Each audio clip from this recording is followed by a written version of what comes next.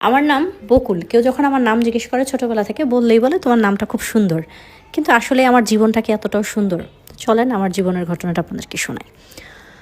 আমি যখন ক্লাস 6-এ পড়ি, ওই সময়টাতে হঠাৎ করেই কেমন যেন ঘরের পরিবেশটা পরিবর্তন হয়ে গেল। আমরা 3 ভাই বোন, আমরা 2 বোন, আমাদের একটা ভাই।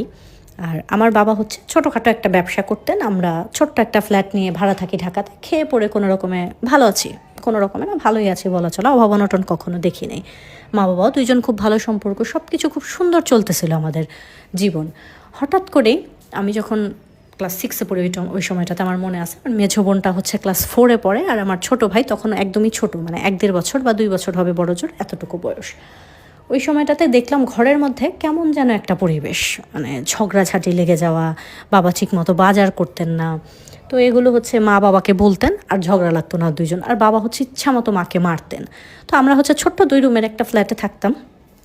আমরা 3 ভাই বোন হচ্ছে, আমি আর আমার বোন হচ্ছে এক রুমে ঘুমাইতাম। ছোটো ভাইটাও মাঝে মাঝে খুশির চোটে আমাদের সাথে ঘুমাইতো, আবার মার কাছে চলে আসতো। মা বাবা একসাথে থাকতেন। তো মা বাবার রুমে প্রায় দেখতাম মায়ের হচ্ছে চেহারার মধ্যে মারের দাগ, বা নানুরা যখন আসতো তখন এগুলো দেখাইতো। কিন্তু আমার মা হচ্ছে কখনো আমাদের সাথে কখনো অভিযোগ করা বা তোমার বাবা এটা ওইটা এগুলো কখনো বলতেন না। তো সেখান থেকে এগুলো শুধু দেখতাম অনেকটা সময়, প্রায় 1 বছর চলে গেল শুধু দেখতে দেখতে। 1 বছর পরে জানতে পারলাম যে আমার বাবা অন্য এক মহিলাকে নাকি বিয়ে করছেন, এবং সেটা নিয়ে গত 1 বছর যাবৎ আমাদের ঘরে ঝগড়াঝাটি হয়। প্রথমে তো বাবা মায়ের কাছে বিষয়টা স্বীকার করতেন না যে উনি বিয়ে করছেন, পরবর্তীতে হচ্ছে স্বীকার করছেন, এবং মাও এটা জানতে পারছে। তো মা করছে কি, আমার নানুকে আর খালামণিকে নিয়ে ওই যেই মহিলাকে বিয়ে করছেন, তখন আমি ক্লাস 7-এ উঠছি, ওই মহিলার বাসায় গেছে।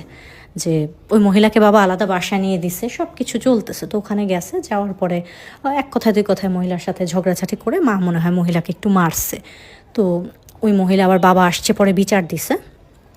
বিচার দেওয়ার পরে বাবা এসে মাকে ইচ্ছা মতো মারছে। তো পুরো হচ্ছে একদম মানে খুব খারাপ পরিস্থিতি, গালাগালি করা, নোংরা ভাষায়। যখনই বাবা বাসায় আসে ওই দিনই একটা ঝগড়া হয়, আর হচ্ছে মাকে মারবেই এরকম। তো আমি হচ্ছে না মনে মনে, তখন তো 7-এ পড়ি, একেবারেও ছোট না, মনে মনে শুধু দোয়া করতাম বাবা আজকে যেন বাসায় না আসে, আল্লাহ বাবা যেন আজকে বাসায় না আসে, এরকম করতাম। তো যেদিন না আসতো ওদিন অনেক খুশি থাকতাম, মা আমাদের সাথে ঘুমায় থাকতো, আমরা 4 জন একসাথে ঘুমায় থাকতাম, কোনো অশান্তি নেই ঘরে, এই জিনিসটা আমরা ফিল করতাম। তো যখন হচ্ছে আমার মাকে আমার বাবা মারতো বা মা চিৎকার করে করে কান্না করতো, তখন আমার ভাইটা ছিল মাত্র 2 বছর, বললাম 1.5-2 বছর বয়স। ওনা খুব ভয় পেতো। ও ভয় পাইতে পাইতে একটা সময় এমন হয়েছে, ও বাবাকে দেখলেই চিৎকার করতো, এবং বাবাকে দেখলে লুকায় থাকতো, গিয়ে আমার রুমে গিয়ে লুকায় থাকতো, আমাকে বলতো আপনি কোলে নাও, এরকম। তো ওখান থেকে হচ্ছে আমরা দেখলাম যে আমার ভাইটা কেমন যেন হয়ে যাচ্ছে, বাবাকে এখন আর পছন্দ করে না। ছোটোবেলায় যেরকম বাবা কোলে নিত, দোকানে যেত, বাবা ওইরকম আমাদের সাথে এখন আর কথাবার্তাও বলেন না। বাসায় আসছে, যেদিন আসে ওদিন খুব রাতে আসে, আসলেই মার আর বাবার ঝগড়া। মাকে হয়তো মারধর করে, বাবা পরদিন সকালে চলে গেছেন, 2-3 দিন আসেন না, এরকমই জীবন চলতেছে।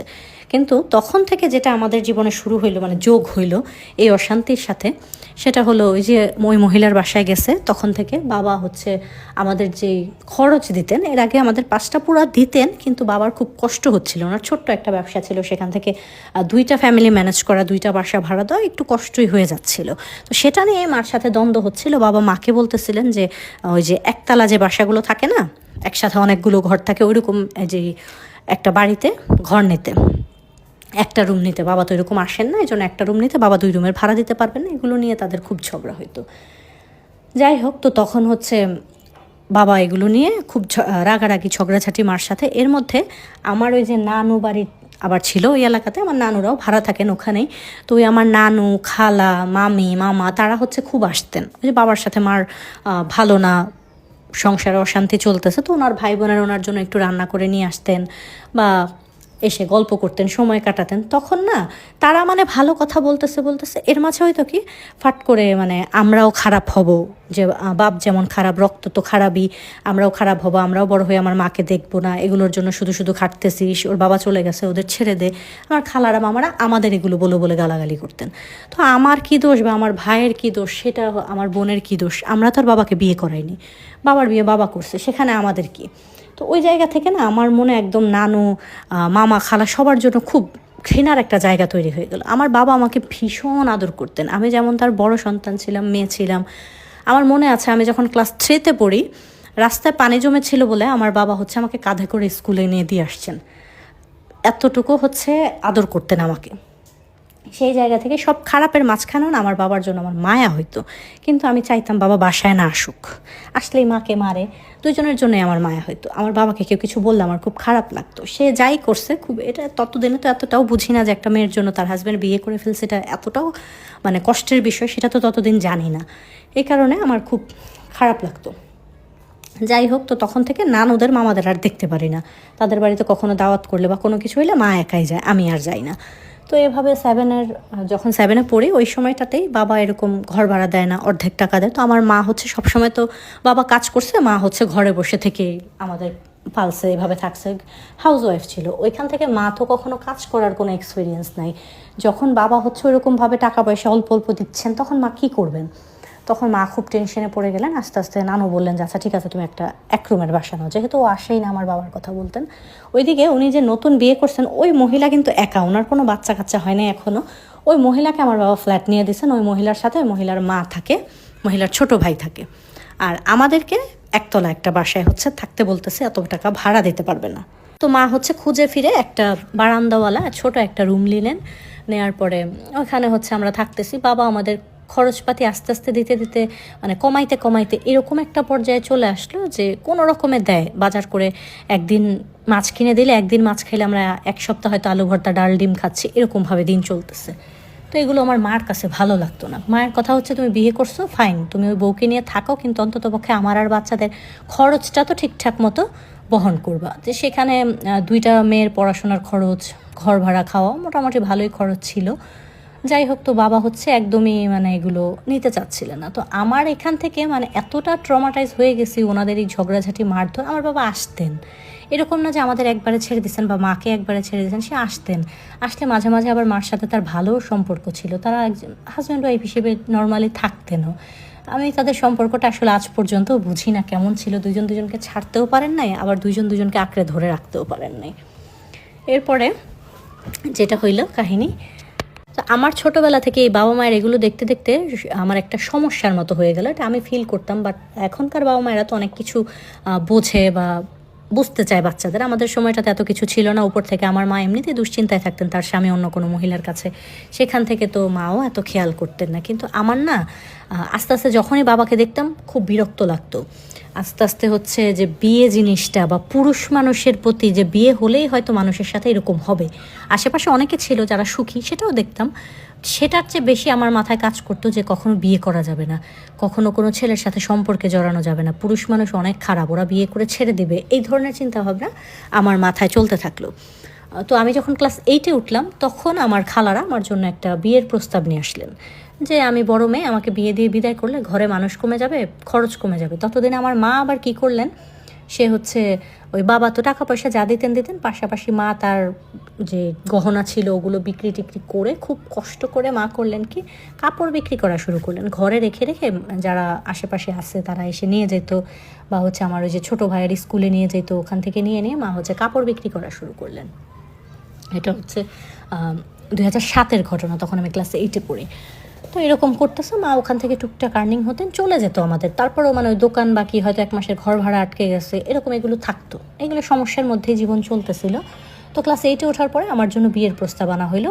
তাও হচ্ছে আমি তো ক্লাস 8-এ পড়ি, ওই লোককে দেখলে আমার বাবার চেয়েও বেশি বয়সী মনে হয়, এরকম এক লোকের সাথে, ওনার খুব টাকা পয়সা আলা, খুব অবস্থা ভালো এরকম। তো আমাকে নানুদের বাসায় যাইতে বলা হইলো। তা আমি তো নানু নানিদের এমনিতেই দেখতে পারি না, আমার নানা ছিলেন না, নানু মামি খালা ওদের আমি এমনিতেই দেখতে পারতাম না। তো এরপরে আমাকে যেতে বললো, আমি আর গেলাম না। সেটার জন্য এসে হচ্ছে মা খুব রাগারাগি করলেন। তো ওই লোক আমাদের বাসায় আসলেন আমাকে দেখতে, দেখার পরে ওই লোকের আমাকে পছন্দ হলো, আমি দেখতে মোটামুটি সুন্দরী। তো সেখান থেকে আমার তো ওই লোককে দেখে, আমার বাবার বয়সী লোক, আর আমি তো বিয়েই করবো না জীবনে, বিয়ে হইলে তো মারধর করবে, আমার জামাই আমাকে ছেড়ে গিয়ে বিয়ে করে ফেলবে, এগুলোই আমার মাথায় চলতো।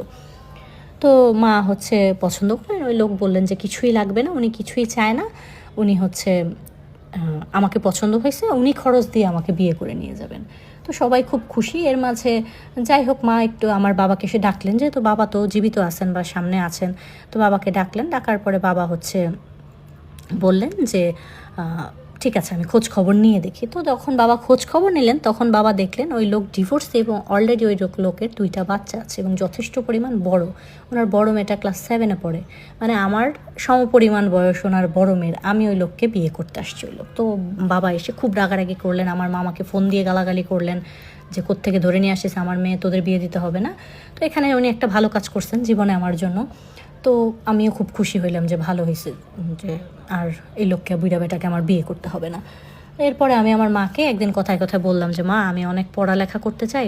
আমার মা আবার পড়াশোনা ওরকম জানতেন না, ক্লাস 5 পর্যন্ত পড়তেন। তো আমি বলতাম তুমি যদি অনেকটা পড়াশোনা করতা এখন তোমাকে কাপড় বিক্রি করতে হইতো না, তুমি একটা ভালো চাকরি করতে পারতা।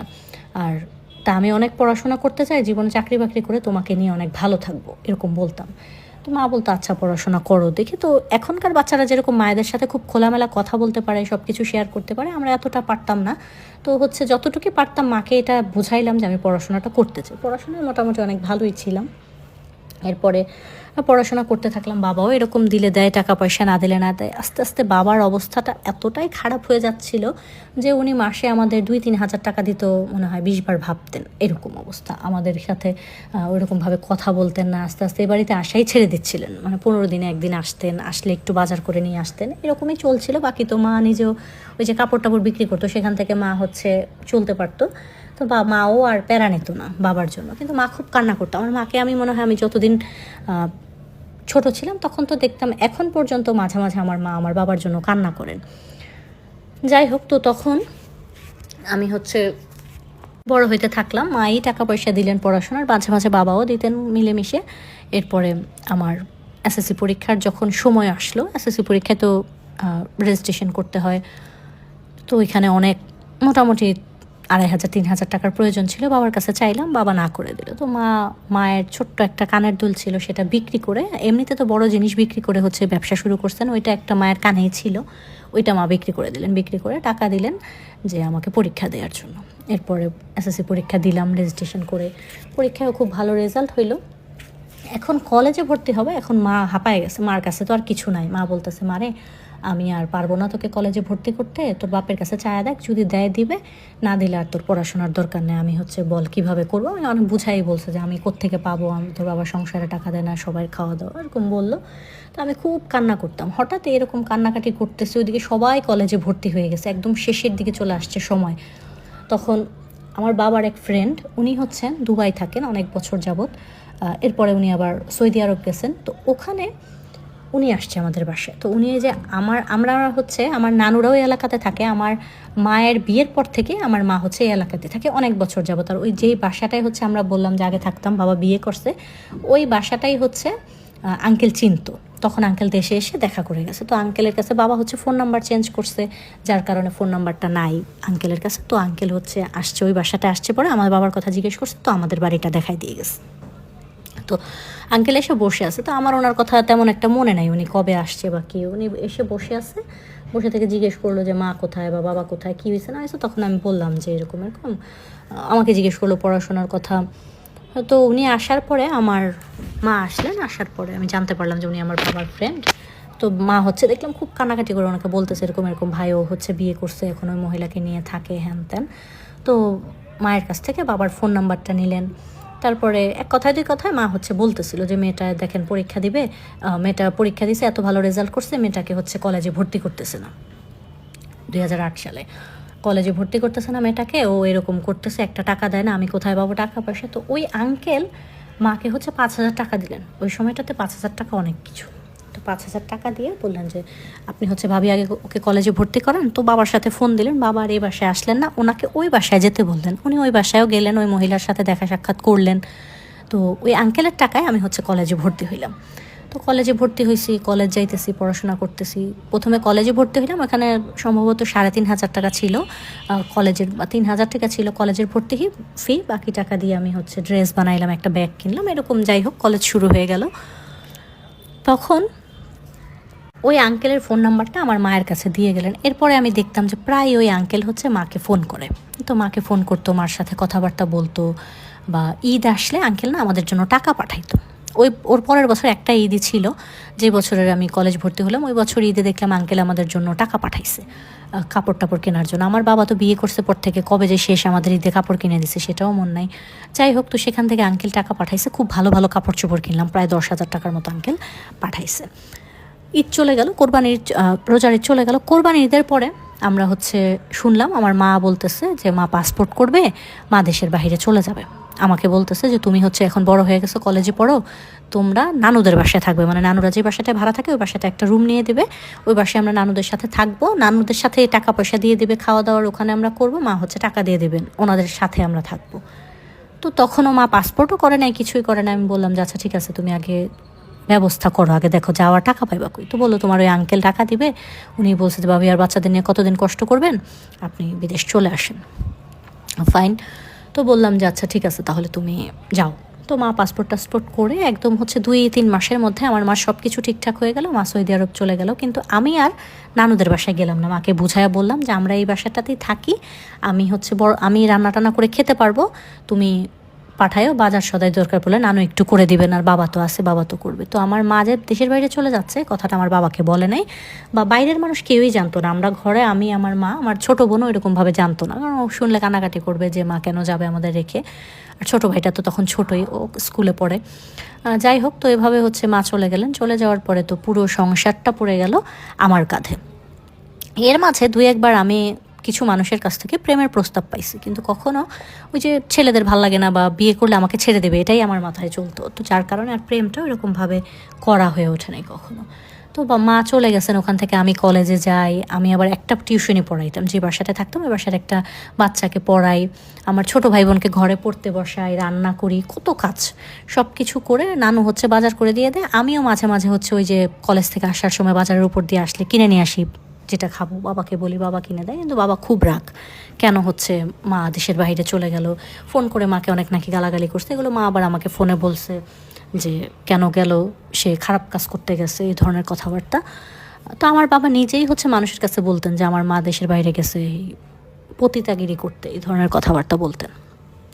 মা হাউস হেল্পিংয়ের কাজ করার জন্য সম্ভবত গেছিলেন দেশের বাইরে। যাই হোক, তো এভাবে চলতে থাকলে সময় আস্তে আস্তে। তো মা যাওয়ার প্রায় 3-4 মাসের মাথায় একদিন একটা লোক রাস্তায় দাঁড় করে, লোক বলতে উনি আমাদের এলাকার, ওনাকে আমি দেখছি অনেকবার, কিন্তু কথা হয় নাই কখনো, বা ওনাদের কোন বাড়ির কি এগুলো জানি না, কিন্তু ওনাকে প্রায়ই দেখি রাস্তায় মোড়ে বসে বসে আড্ডা দেয়, থাকে না, হাঁটতে হাঁটতে চোখ পড়ে যাওয়া, ওই জায়গা থেকে তাকে চিনি। তো একদিন আমি কলেজ থেকে হেঁটে হেঁটে আসতেছে, ওই লোক ফাট করে আমার সামনে এসে আমাকে জিজ্ঞেস করতেছে তুমি আমাকে চেনো? তো আমি বললাম কি না, চিনি না। বলতেছে কেন চেনো না? আমি কিছুই বলি না, আমি জাস্ট চুপ করে তাকায় আছি। তখন উনি বলতেছে যে ওনার নাম রাশেদ। তো উনি বলতেছে যে তুমি আমাকে চেনো না, আমি এইখানে সবসময় বসে থাকি, তুমি এই যে এখান দিয়ে তোমার নানু বাড়ি যাওয়া আসো, তো তুমি আমাকে দেখো না?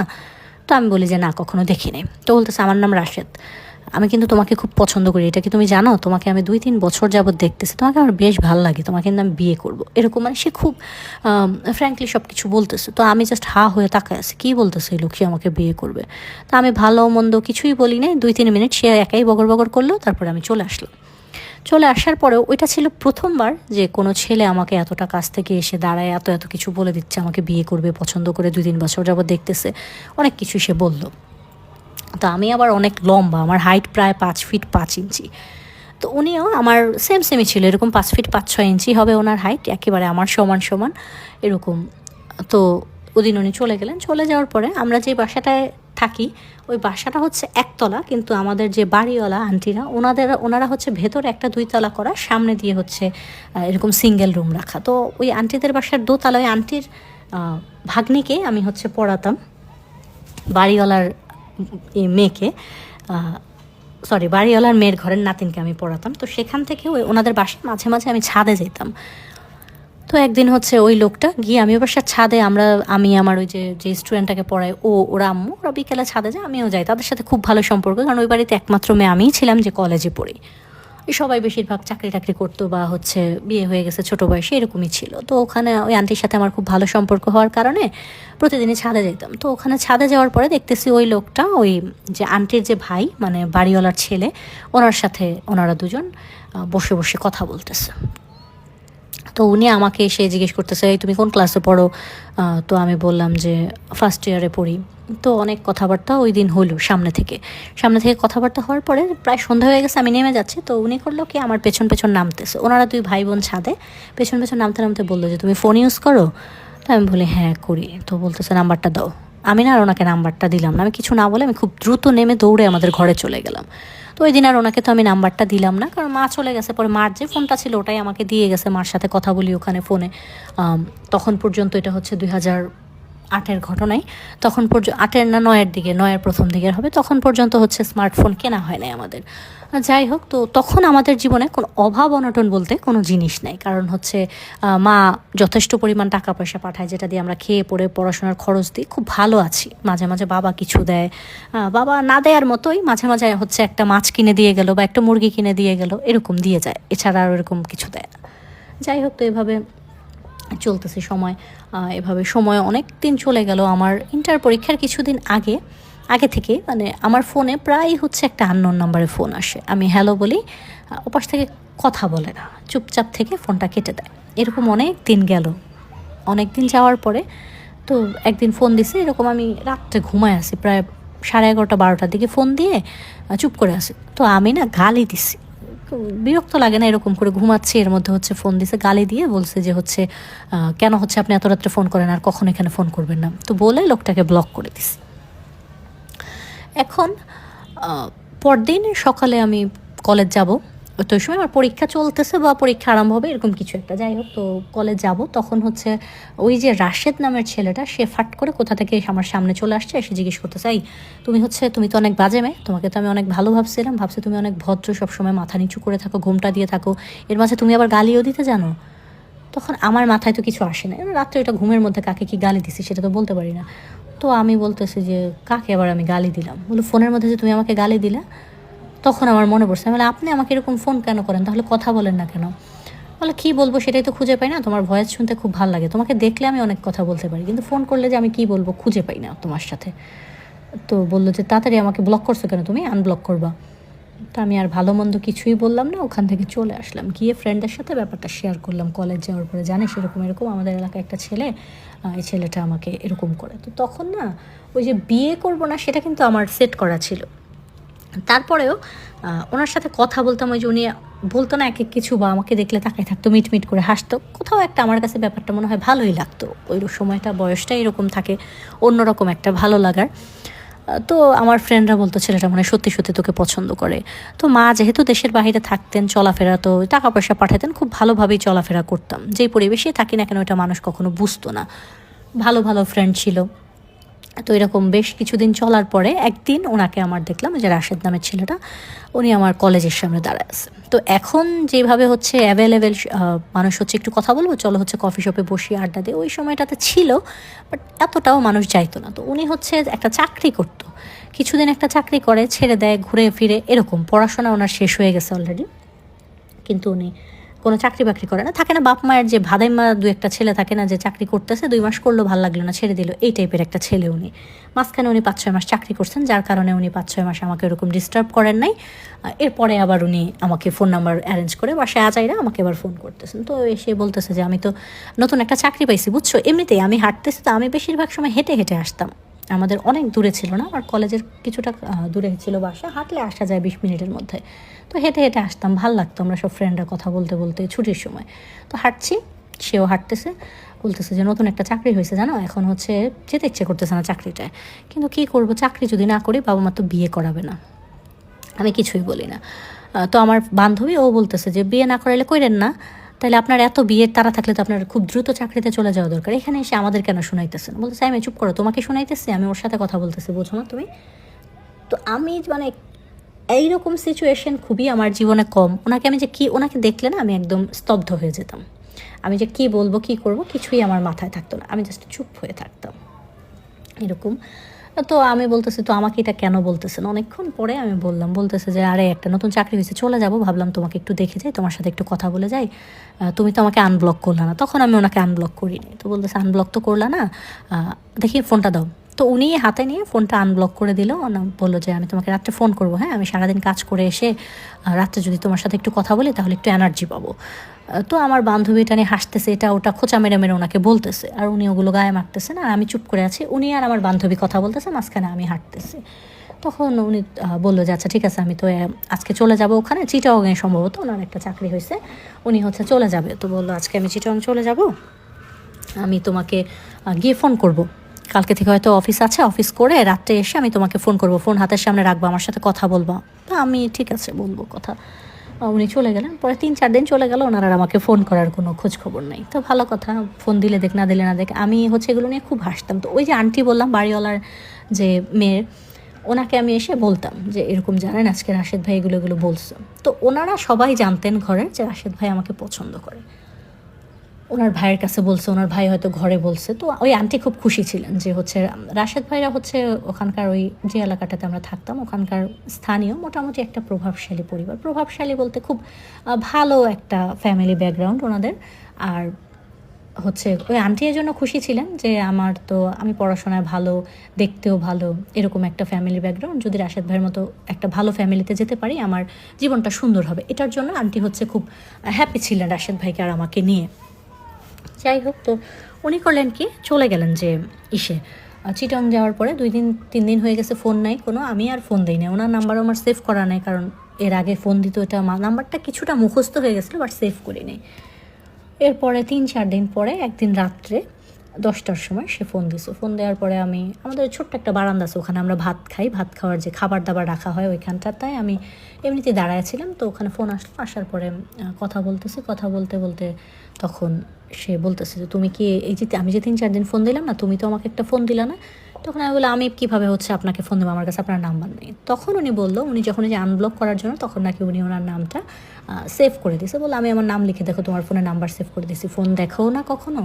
তো বাটন ফোনে তো এখন তো কত কিছুই আছে, সাপ খেলা ছাড়া তো কিছুই আর দেখতাম না, তখনও বাটন ফোনে ছিল আমার কাছে। তো ওইখানে থেকে আর কি দেখবো যে ওনার নাম্বার সেভ করা নাকি। তো পরে আমি যখন খেয়াল করে দেখলাম যে হ্যাঁ আমি কথা বলতেছি, আমি তো ফোনটা রিসিভ করছি, রাশেদ নামেই ফোনটা আসছে। যাই হোক, তো ওখান থেকে আমি বললো তুমি আমাকে হচ্ছে প্রতিদিন ফোন করবা। আমি বলি যে আচ্ছা ঠিক আছে। কেন আচ্ছা ঠিক আছে সেটাও বললাম না। তো ওই দিন অনেকক্ষণ আমরা কথা বললাম, প্রায় 20-25 মিনিট। তো ওই সময়টাতে ফোনে তো মোটামুটি ভালো টাকা লাগতো, কিন্তু আবার বাংলালিংয়ের সিমে একটা ছিল যে FNF বলে একটা ছিল, যে ওইটা করলে 25 পয়সা মিনিট কাটতো, এরকম কিছু একটা। তো ফ্রেন্ডস অ্যান্ড ফ্যামিলির যে জিনিসটা থাকতো, তো সেখান থেকে হচ্ছে খুব হচ্ছে আমি ওনার সাথে, উনি খুব কথা বলতো। যাই হোক, এভাবে 1 সপ্তাহের মতো হচ্ছে ফোনটা 10টা 10:30 নাগাদ আসতো। উনি এটা ওইটা নানান কথা বলতো, সারাদিন এগুলো সম্বন্ধে জিজ্ঞেস করতো, এভাবে শেষ। তো যেদিন এরকম 1 সপ্তাহ কথা বলার পরে বৃহস্পতিবার রাত্রে ওই দিন ফোনটা আসলো হচ্ছে 11টা 11:30টার দিকে। তো ওই দিন হচ্ছে আমার ফোনে প্রতি মাসে হচ্ছে মা একটা বড় অ্যামাউন্টের একটা টাকা পাঠাইতেন, যে সারা মাস হচ্ছে আমরা প্রয়োজন হলে কথা বলবো, মাকে মিস কল দিব, সেটার জন্য টাকা ওই সময়ে ওই টাকাটা আসছে।